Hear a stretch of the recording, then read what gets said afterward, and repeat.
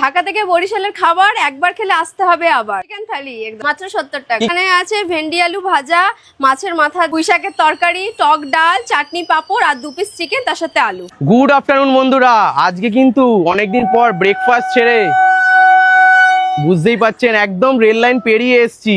আজ এটা ভাতের হোটেলের সন্ধান দেবো বলে, সস্তায় ভালো ভাতের হোটেল অনেকদিন তোমাদেরকে সন্ধান দেওয়া হয়নি, তাই জন্য আজকে চলে এসেছি গড়িয়া স্টেশনে মিতালিদির কাছে। মাত্র 35 টাকায় থেকে শুরু হচ্ছে ভেজ থালি, যার মধ্যে 5 থেকে 6 রকমের আইটেম পাওয়া যাচ্ছে। সাথে তোমরা যদি চিকেন থালি নাও, 2 পিস চিকেন দিয়ে ভেজ থালির আইটেম থাকবে, দাম মাত্র 70 টাকা। এছাড়া প্রতিদিন 10 থেকে 15 রকমের আইটেম হয় প্রতিদিন, এছাড়া চাটনি পাঁপড় সব কিছু থাকে। তো আজ একটা ভালো হিডেন জেমের খোঁজ নিয়ে এসেছি, অর্থাৎ দুপুরে ভাতের হোটেল। এতদিন তোমাকে ব্রেকফাস্টের ভিডিও সন্ধান দিচ্ছিলাম। এই রয়েছে সেই দোকানটা, দেখতেই পাচ্ছ একদম স্টেশনের পাশে লাগোয়া একটা দোকান করেছে ছোট্ট।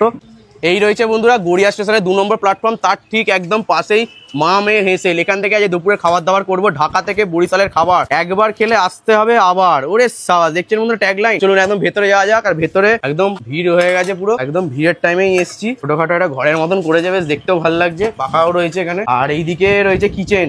মিতালিদি কেমন আছো গো? খুব ভালো আছি। আর কি করছো লুকিয়ে লুকিয়ে? লুকিয়ে কেন, পার্সেল দিচ্ছি। আচ্ছা পার্সেল দিচ্ছে। এখানে কি তোমার রান্না বান্না হয় নাকি? এখানে হয়, বাইরে আছে। রান্না বান্না এখানেই করো না ঘর থেকে করে আনো? না না, সব এখানেই, ঘরে কোনায় নেই। আচ্ছা তোমার আগে সবার প্রথমে পুরো নামটা বলে দাও আগে।